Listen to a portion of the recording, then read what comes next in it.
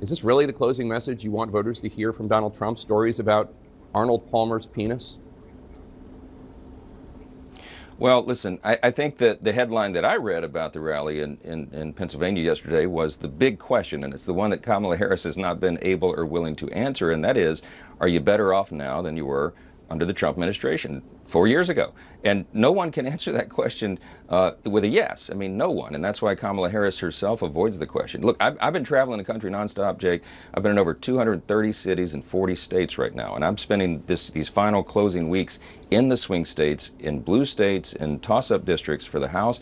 I'm absolutely convinced. There's an energy out there right now. I'm convinced that we are going to win the White House, the Senate, and the House. And we're going to have a very aggressive agenda to get the economy going again, to help everyone. Look, everywhere I go, Jake, everybody has the same concerns. They're fed up and they're fired up about the cost of living that's unaffordable now, and the rising crime rates everywhere, and the weakness on the world stage, and the wide open border. And they know that Kamala Harris is responsible for those things.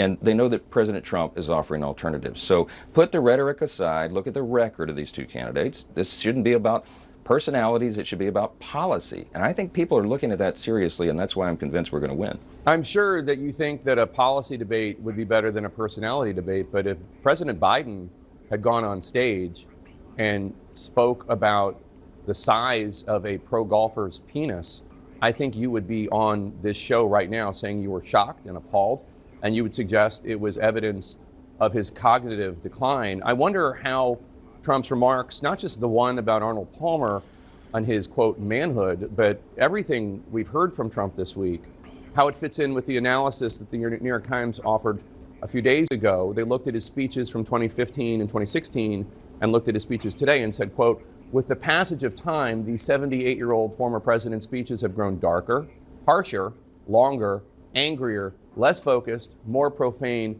and increasingly fixated on the past. I know you want to talk about policy, and I respect that, but the reason that Donald Trump is not up 10 points is because of comments like that one, where people do have concerns about his fitness, his acuity, and his stability. Why is he talking about Arnold Palmer's penis in front of Pennsylvania voters? Jake, you seem to like that line a lot. Let me tell you that Donald Trump is doing rallies nonstop around the country. Let me just say something. I don't want to be talking about this. Right. Donald Trump is out there saying it. It is. But you continue to. Let's talk about. Because you won't address Wait a minute. it. Hold on. You won't address it. He is out there talking to voters. No, I'll address it. Let me answer it. Okay, don't say it again. We don't have to say it. I get it. There's lines in a rally. When President Trump is at a rally, sometimes he'll speak for 2 straight hours. You're questioning his stamina, his mental acuity. Joe Biden couldn't do that for 5 minutes. That's how you started this segment. You said, what if Biden was in a rally like that? He couldn't fill the room. Donald Trump does. You know why? Because they see him as a change agent, and they understand he has a record of performance. In his first administration, we had the greatest economy in the history of the world, Jake, not just the U.S. Everybody's wages were going up.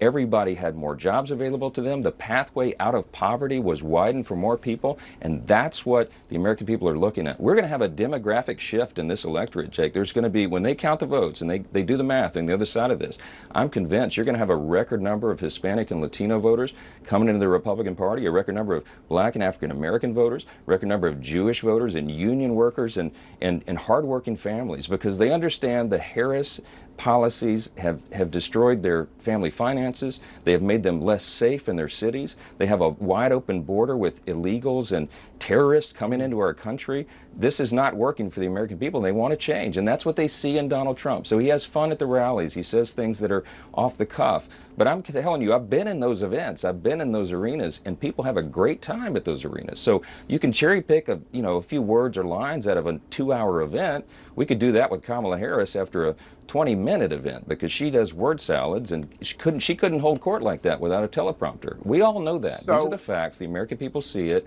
And, the media can pick it apart, but people are going to vote. They're going to vote what's best for their family, and they see that in Trump.